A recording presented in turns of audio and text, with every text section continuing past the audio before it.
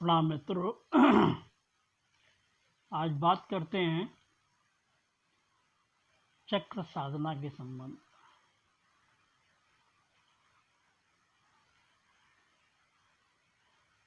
आध्यात्म की यात्रा बगैर चक्रों के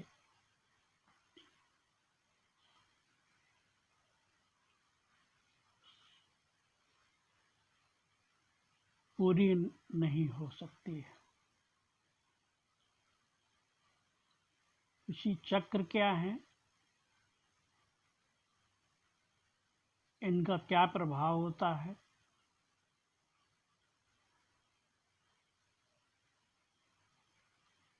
और कैसे ये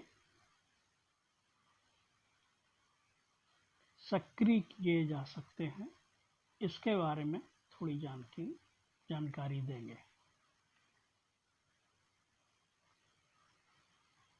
जैसा कि पिछले वीडियो में मैं बता चुका हूँ, हमारे शरीर में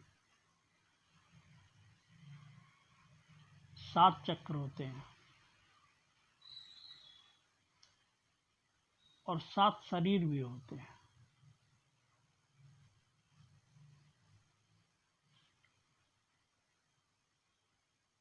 तो जो दूसरा शरीर है, सूक्ष्म शरीर, इथरिक बॉडी, ये जो दूसरा शरीर है, ये हमारे जिस जिस स्थान को, शरीर को छूते हैं या संबंध रखते हैं, उन स्थानों से संबंधित वो चक्र अपना कार्य करते हैं।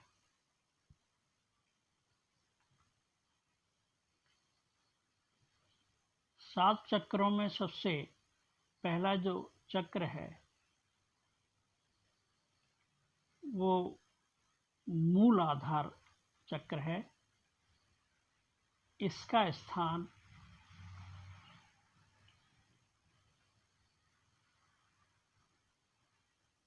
हमारी गुदा द्वार और जननेंद्रिय के बीच में जो स्थान है,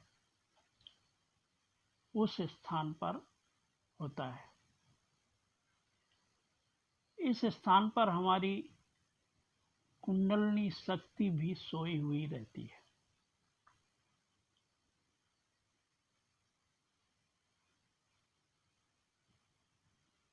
वो कुंडलिनी शक्ति मतलब एनर्जी, ऊर्जा, उस स्थान पर आप ये कह सकते हैं वो काम की शक्ति भी है। हमारे शरीर में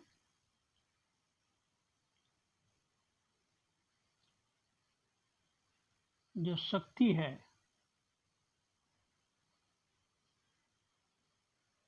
वो इस स्थान पर ही रहती है।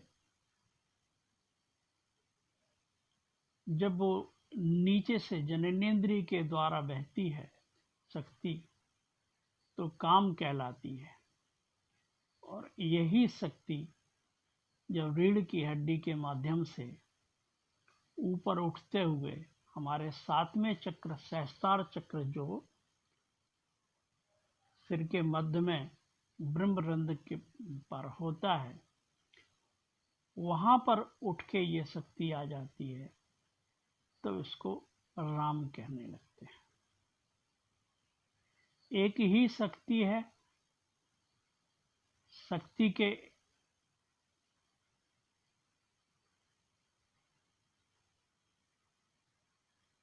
गति के अनुसार उसका नाम दे दिया जाता है। जैसे एक शराबी अगर मधुशाला की तरफ जा रहा है तो उसे हम शराबी कहेंगे, और वही व्यक्ति अगर मंदिर की तरफ जा रहा है तो उसे हम पुजारी या भक्त कहते हैं।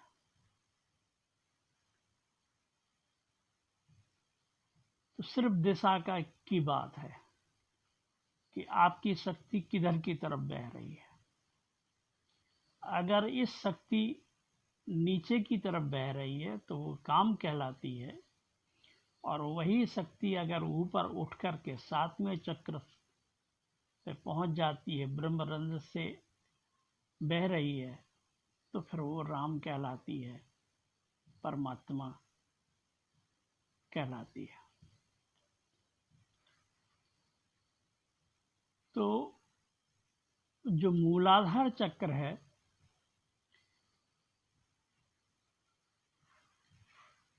जैसा कि नाम से ही विदित है कि मूल में, हमारी जड़ में जो आधार का चक्र है उसे हम मूल आधार चक्र कहेंगे। इससे हमारे नीचे के अंगों का संचालन होता है। दोनों पैर हुए, जननेंद्रिय हुई, मूत्राशय हुआ, इन अंगों का गर्भाशय हुआ, इन अंगों का संचालन इस चक्र से होता है। जब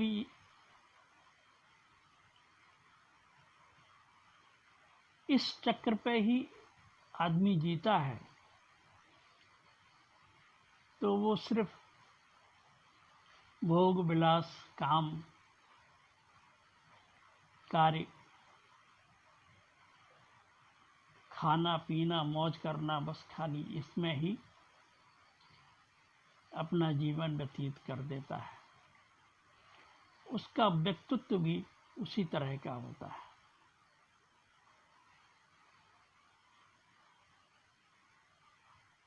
तो ऐसे व्यक्ति 99.5% ऐसे व्यक्ति होते हैं जो सिर्फ मूल आधार चक्र पर ही अपना जीवन समाप्त कर देते हैं।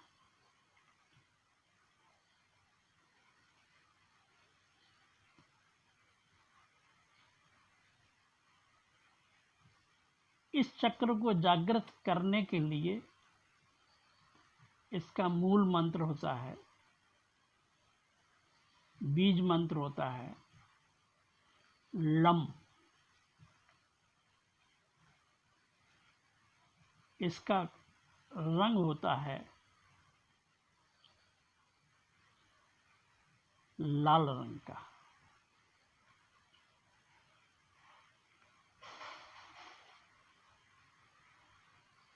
इसके ऊपर दूसरा चक्र है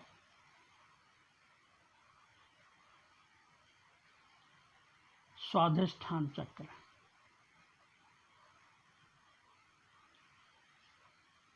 ये चक्र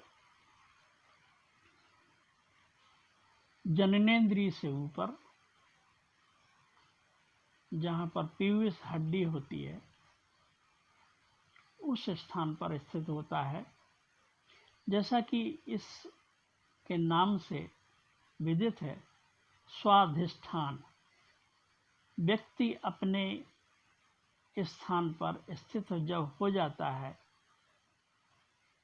तब ये चक्र सक्रिय होता है।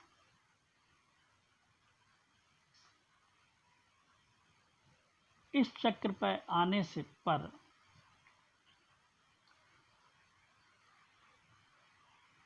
ये मेरा केंद्र होता है, जीवन का केंद्र होता है।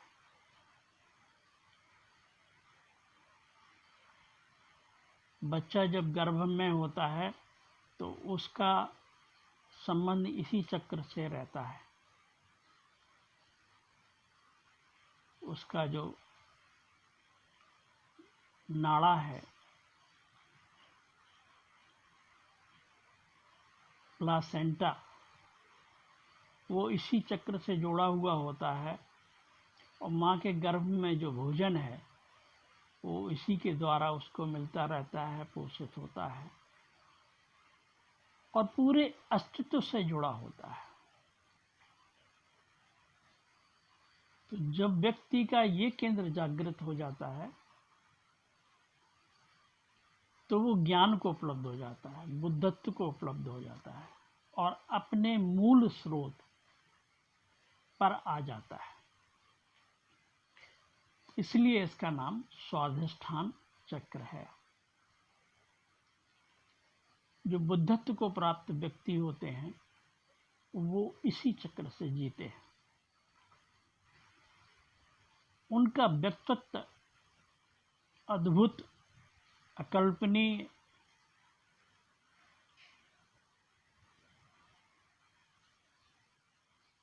होता है। वो पूरे अस्तित्व में जीते हैं, करुणा, प्रेम और आनंदमय जीवन जीते हैं। जब सभी चक्र पूरी तरह से खुल करके बैलेंस हो जाते हैं तब ये आखिर में ये चक्र सक्रिय होता है। इसका बीज मंत्र है वम।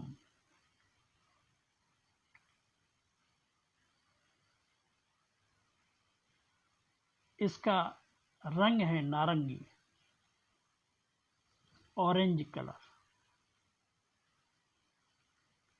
इसलिए आपने देखा होगा साधु संत सन्यासियों के जो वस्त्र होते हैं वो नारंगी रंग के होते हैं, क्योंकि वो इस चक्र का ही प्रतिनिधित्व करते हैं।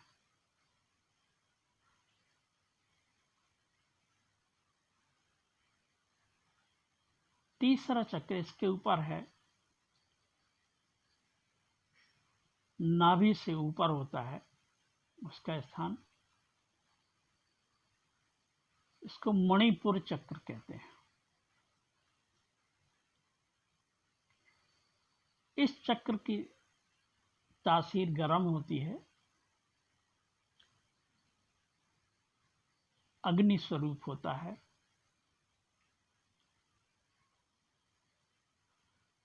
इसका संबंध हमारे पेट की आंतों से, छोटी आंत, बड़ी आंत और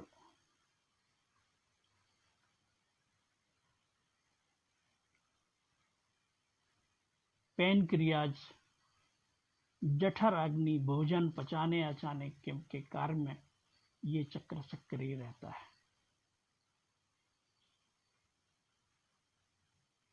इस चक्र पर जीने वाला व्यक्ति स्वादिष्ट भोजन खाने पीने का शौकीन होता है।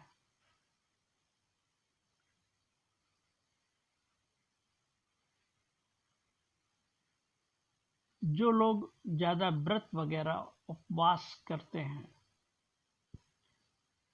हालांकि वो दूसरा मैटर हो जाएगा, व्रत और उपवास की परिभाषा बाद में करेंगे,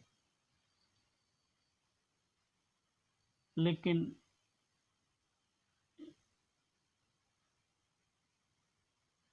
तथाकथित जो लोग व्रत उपवास का जो संयम करते हैं वो इस चक्र उनका सक्रिय हो जाता है। इसलिए कि खाली पेट जब हम होते हैं तो हमारी जठराग्नि प्रबल होती है।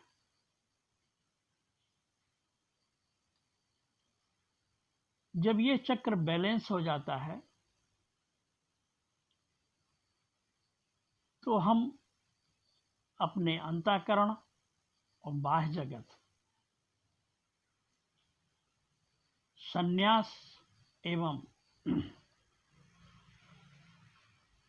संसार, दोनों में एक बैलेंस आ जाता है।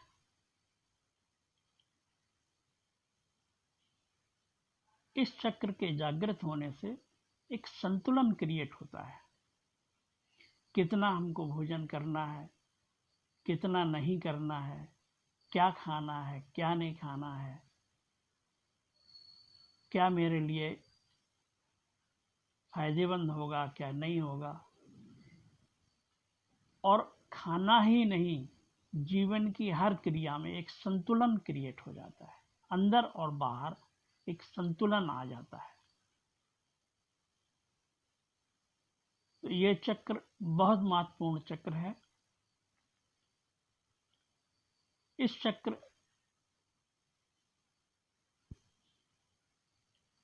का बीज मंत्र है रम।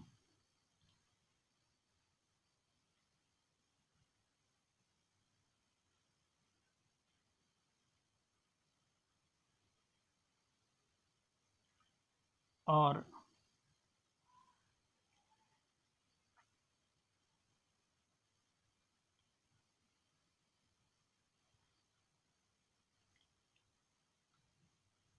इसका जो रंग है वो पीले रंग का होता है। इसलिए आपने देखा होगा कि हमारा जो पैनक्रियाज है, जिसमें पित्त बनता है, वो भी पीले रंग का होता है। जिसका लीवर खराब हो जाता है, पैनक्रियाज डिस्टर्ब हो जाता है, पित्त ज़्यादा बनने लगता है, उसका पूरा शरीर भी पीला पड़ जाता है। वो सब इसी चक्र से संबंधित होता है। तो ये भी बहुत महत्वपूर्ण चक्र है, और इसके संतुलन होने से हमारे अंदर और बाहर जगत दोनों संतुलित हो जाते हैं। हमारा व्यक्तित्व में एक निखार आ जाता है। इसके बाद चौथा चक्र जो है वो हृदय पर है। दोनों स्तन के बीच में जो स्थान है उसको अनाहत चक्र कहते हैं। इस चक्र का संबंध हमारे हृदय से होता है, और हृदय में हमारी भावनाएं होती हैं। तो जो लोग भाव प्रधान होते हैं वो इस चक्र पे जीते हैं। कवि है, चित्रकार है, कलाकार है,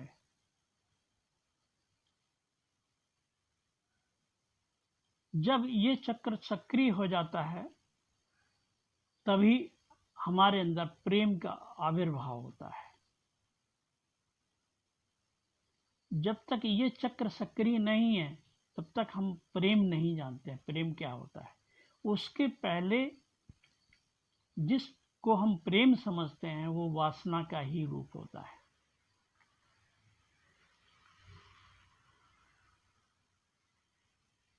जब ये चक्र सक्रिय होता है तभी हम प्रेम को समझ पाते हैं।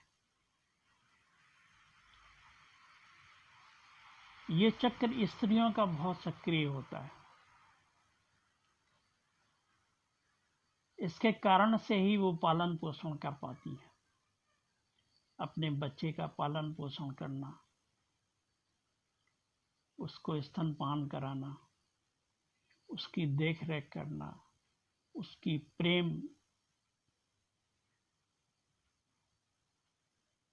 होना, तभी वो बच्चे की सेवा कर पाती है, पति की सेवा कर पाती है, अपने परिवार की सेवा कर पाती है। जब तक प्रेम का भाव नहीं होगा तब तक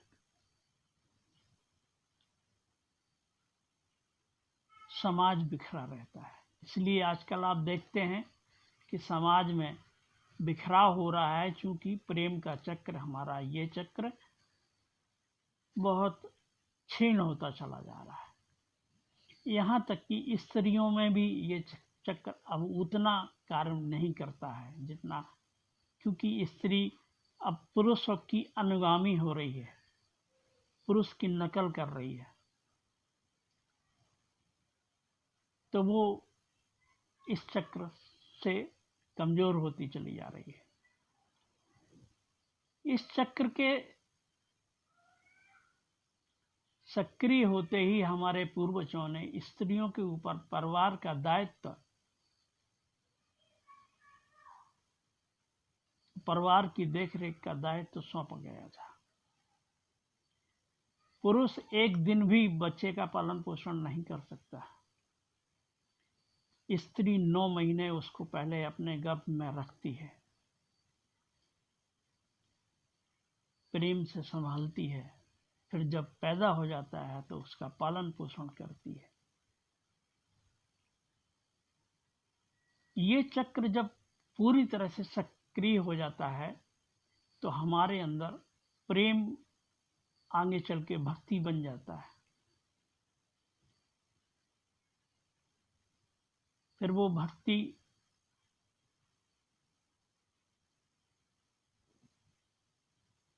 करुणा बन जाती है। जब स्वादिष्टान चक्र हमारा खुल जाता है और ये चक्र भी साथ में खुला होता है तो मेरे अंदर वो करुणा का भाव आ जाता है। फिर हम अपने परिवार के लिए ही नहीं, अपने समाज के लिए, हर प्राणी के लिए करुणा होती है। करुणा और दया में आपको थोड़ा सा फर्क बता दें। दया जब होती है तो उसमें हमारा अहंकार शामिल होता है। अहंकार अगर शामिल है और प्रेम है तो दया, दूसरे किसी के ऊपर हम दया कर सकते हैं। लेकिन अहंकार जब हमारे आगे के चक्र हैं, अभी हम बताएंगे आपको, आज्ञा चक्र और सहस्त्रार चक्र जब ये खुल जाते हैं तो अहंकार विलीन हो जाता है और हृदय का चक्र भी खुला रहता है। तो फिर अहंकार जब नहीं रहता है तो करुणा का उदय होता है। वो करुणा अहंकार शून्य प्रेम की बात है। करुणा वो भी इसी चक्र से ही आती है। इस चक्र का बीज मंत्र है यम। इसका रंग है हरा। हरा पीला मिला हुआ ही रंग होता है इस चक्र का। तो ये बहुत महत्वपूर्ण चक्र है। अगर ये चक्र नहीं है तो व्यक्ति के अंदर प्रेम, भक्ति, करुणा ये सब कुछ नहीं होगा। फिर इससे ऊपर अगला जो चक्र है, 5वां चक्र, हमारे कंठ पर है। कंठ पर जो गड्ढा होता है वो 5वां चक्र है। उस चक्र का नाम है विशुद्ध चक्र। जैसा कि नाम से ही विदित है, विशुद्ध, विशिष्ट रूप से जो शुद्ध हो जाता है। जब हमारी चेतना इस चक्र पर आ जाती है और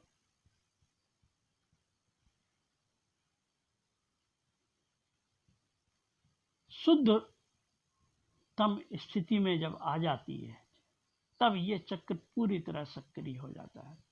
तब इसको विशुद्ध चक्र कहते हैं। हमारे जो जितने संस्कार होते हैं वो सब विलीन होने लगते हैं। वाणी में एक ओज आ जाता है। सत्य को अभिव्यक्त करने की क्षमता आ जाती है। असत्य नहीं बोला जा सकता है इस चक्र के सक्रिय होने के बाद। फिर सत्य को वो अभिव्यक्त कर सकता है।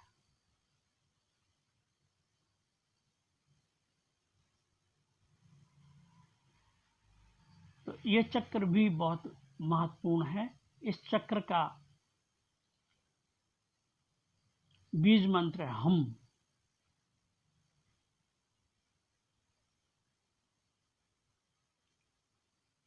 और इस चक्र का रंग है आसमानी।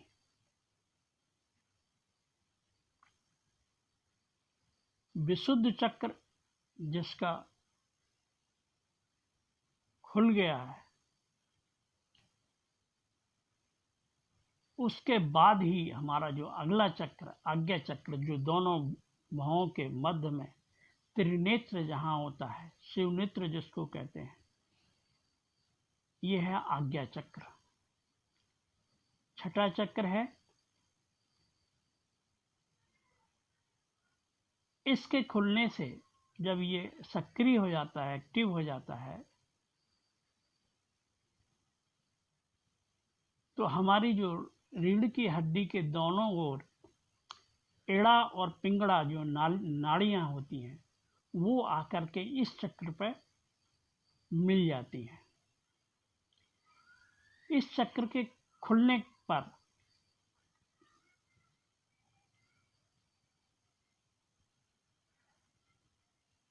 स्त्री और पुरुष का भाव समाप्त हो जाता है।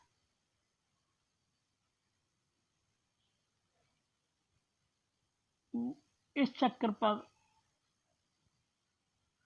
हमारी चेतना आ जाती है, तो और जितने चक्र हैं उन सबका एक कंट्रोलर भी है। एक तरह की हमारी इंद्रियों पे एक कंट्रोल आ जाता है, नियंत्रण, संयम आ जाता है। इसलिए इस चक्र का नाम भी आज्ञा चक्र रखा गया। ये बहुत प्रभावशाली चक्र होता है। बगैर इसके खुले अध्यात्म के जगत में अधूरे ही रहते हैं। इस चक्र का संबंध हमारे दोनों पिट्यूटरी ग्लैंड, पिनियल ग्लैंड्स जो होती हैं, उनसे संबंध होता है। और मस्तिष्क, यहां से आगे की यात्रा मस्तिष्क के दोनों जो पार्ट हैं, दायां और बायां, दोनों हेमिस्फीयर मस्तिष्क के सक्रिय होना शुरू हो जाते हैं। पूरी तरह से मस्तिष्क, वैसे हम आम जीवन में मस्तिष्क का 2 या 3% ही उपयोग करते हैं, लेकिन इस चक्र के खुलने के बाद हमारी जो ऊर्जा है मस्तिष्क के दोनों हेमिस्फीयर में जाने लगती है। तो वहां पर सूक्ष्म से सूक्ष्म स्थान मस्तिष्क के वो एक्टिव होने शुरू हो जाते हैं और अतीन्द्रिय ज्ञान के अनुभव होने लगते हैं। सबको अलग अलग तरीके के अनुभव हो सकते हैं। इसकी कोई क्षमता नहीं आंकी जा सकती है कि कितना किसका ये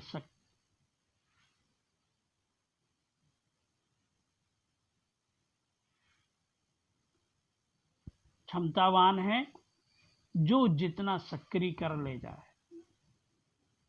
इसकी अनंत संभावनाएं हैं। जब ऊर्जा दोनों हेमिस्फीयर में होते हुए हमारे ब्रह्मरंध्र सहस्त्रार पर जब पहुंचती है,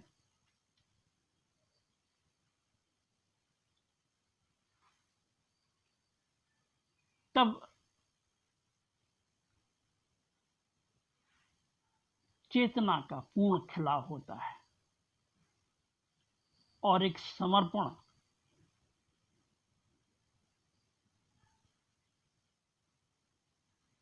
अस्तित्व में हो जाता है। समर्पण करना नहीं पड़ता है। हमारा ध्यान, हमारी जो भी क्रियाएं हैं वो छठा चक्र आज्ञा चक्र तक ही सीमित होती हैं। इसके बाद सातवें चक्र पर मेरा कोई नियंत्रण नहीं होता है। फिर वो शक्ति दूसरे शक्ति से जुड़ चुकी होती है, उस परम शक्ति से जुड़ चुकी होती है। फिर काम उसका वो होता है, बकाया काम वो फिर शक्ति खींच लेती है अपने आप में आपको, और एक समर्पण की दशा आ जाती है। आप शून्य हो जाते हैं, आप खो जाते हैं, आपका अहंकार विलीन हो जाता है, आपका मैं शून्य हो जाता है। आप कह पाते हैं कि मैं नहीं हूं। और जब आप नहीं होते हैं तभी वो होता है जिसको हम परमात्मा कहें, गॉड कहें, अल्लाह कहें, ईश्वर कहें, जो आप नाम देना चाहें। हमारे धर्मों ने विष्णु भगवान के सहस्त्र नाम दिए हैं। वो उन गुणों के आधार पर ही नाम दिए गए हैं। जिसने जिस रूप में उसको देखा उसने वो नाम दे दिया, लेकिन वो अनाम है।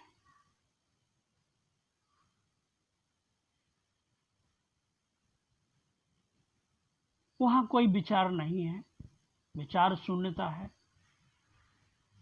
भाव शून्यता है, शरीर शून्यता है। जब तीनों शून्यताएं घटित हो जाती हैं, शरीर आपको समझ में आने लगता है कि मैं शरीर नहीं हूं, विचार नहीं हूं, भाव नहीं हूं, तब फिर जो होता है वो परमात्मा ही होता है। इसका बीज मंत्र ओम होता है।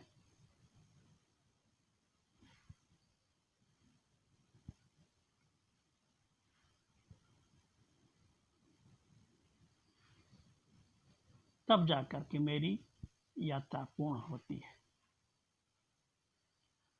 तो ये थे 7 चक्र, और 7 चक्रों पे जब मेरी ऊर्जा मूल आधार से होती हुई इन 7 चक्र पे आ जाती है, तो हमारी चेतना स्वाधिष्ठान चक्र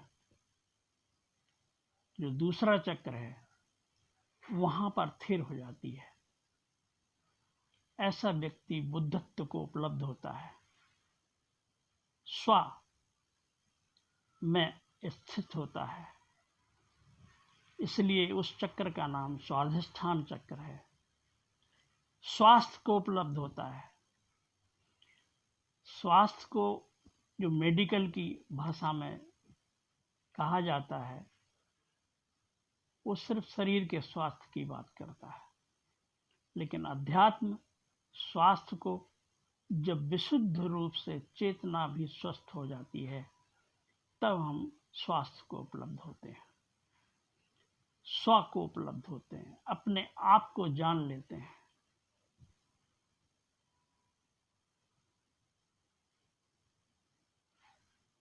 तो मैं समझता हूं हमने अपने स्तर से बताने की कोशिश की है इन चक्रों के बारे में। हर चक्र पर जिसकी जिस तरीके की चेतना होती है उसका वैसा ही व्यक्तित्व होता है।